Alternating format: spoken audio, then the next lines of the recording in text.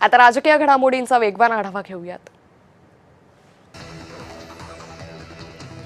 राहुल गांधी विरोधकांसह राजघाटाच्या दिशेने रवाना झाले तेव्हा ते रवाना होण्यासाठी बसमध्ये बसले तेव्हा त्यांचा ताफा पोलिसांनी अडवला होता।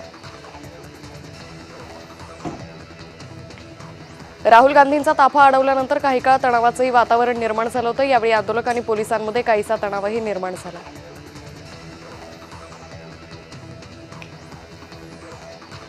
राजघाटावर विरोधक गेल्यावर राहुल गांधींसह विरोधकांनी महात्मा गांधींच्या स्मृतीस्थळाला अभिवादन केलं। अभिवादन केल्यानंतर विरोधकांनी पत्रकारांशी संवादही साधला।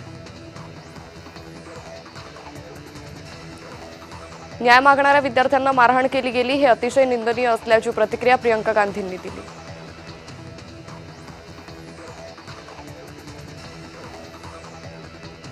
राहुल गांधींच्या निवासस्थानी विरोधी पक्षांच्या नेत्यांची बैठक पार पडली। सोनिया गांधी, काँग्रेस नेत्या प्रियंका गांधी, जयराम रमेश यांच्यासह विरोधी पक्षांचे अनेक खासदार बैठकीला उपस्थित होते। 26 जुलैला उद्धव ठाकरेंची मुलाखत प्रदर्शित होईल। सीजेपीचं आंदोलन राम मंदिर दान घोटाळ्यावर उद्धव ठाकरे भाष्य करणार असल्याची माहिती आहे। महाराष्ट्राचा गृह विभाग पांडू चालवतोय अशी प्रतिक्रिया हर्षवर्धन सपकाळ यांनी दिली। पोलीस विभागाच्या माध्यमातून ड्रग रॅकेट सुरू आहे असाही आरोप सपकाळांनी केला। उद्धव ठाकरे गटाच्या वतीनं केंद्रीय शिक्षण मंत्री यांचा पुतळा जाळण्यात आला। यावेळी दिल्लीतील जंतर मंतर इथं झालेल्या घटनेचा निषेध करत ठाकरे गटानं जोरदार आंदोलनही केलं।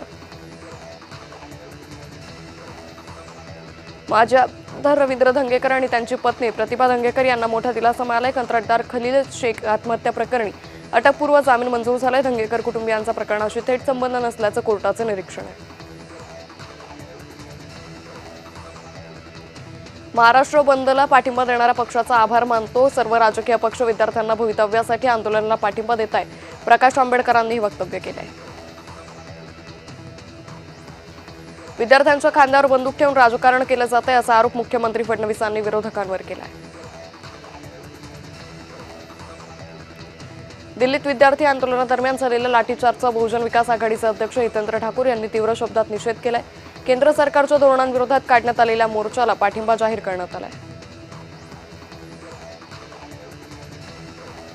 प्रत्येक विरोधी पक्ष आपल्या पद्धतीनं काम करणार, कोणी महाराष्ट्र बंद, कोणी उपोषण करणार, हे चालूच राहणार। एखादा विषय सरकारच्या विरुद्ध आला, विरोधी पक्ष त्याचा फायदा घेतात। मंत्री छगन भुजबळांनी हे वक्तव्य केलंय।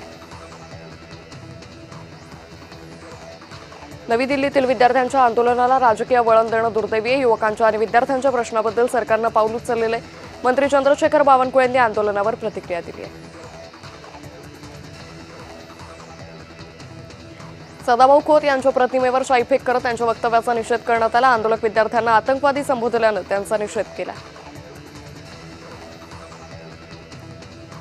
सत्ता गेल्यावरच ठाकरेंना प्रभू श्रीराम आठवले। आमदार परिणय फुके यांनी उद्धव ठाकरेंना टोला लगावलाय। देशाच्या पंतप्रधानांना देशाच्या तरुणांची काळजी अशी प्रतिक्रिया मंत्री नितेश राणेंनी दिली। तर देश विरोधी शक्तीला ताकद द्यायची म्हणून हे काँग्रेस आणि सगळे एकत्र आलेत अशी टीकाही नितेश राणेंनी केली। नवी मुंबईत खारपाडा टोलवर मनसेनं आंदोलन केलं। परप्रांतीयांच्या स्थानिकांना डावलून 50 परप्रांतीयांना खारपाडा टोल नाका प्रशासनानं नोकरी दिल्याच्या विरोधात मनसेनं आंदोलन केलं। दिल्लीतील आंदोलनाचे संपूर्ण महाराष्ट्रात परिणाम होत आहे। शांतता पद्धतीनं आंदोलन सुरू होतं, मात्र सरकारनं ते चिघळण्याचा प्रयत्न केला। मनसे अध्यक्ष राज ठाकरेंनी विद्यार्थ्यांच्या आंदोलनावर प्रतिक्रिया दिली। सातारा महापालिकेची सर्वसाधारण सभा 28 नगरसेवकांच्या उपस्थितीत झाली। खासदार उदयनराजे भोसले गटानं सभेवर बहिष्कार टाकल्यानं राजकीय चर्चांना उधाण आलं। दिवंगत उपमुख्यमंत्री अजित पवारांचा 10 फुटाचा भव्य पुतळा बारामतीमधील नटराज नाट्य कला मंडळातर्फे कलादानला समोर उभारण्यात आला। पुतळ्याचं अनावरण सुनेत्रा पवार यांच्या हस्ते संपन्न झालं।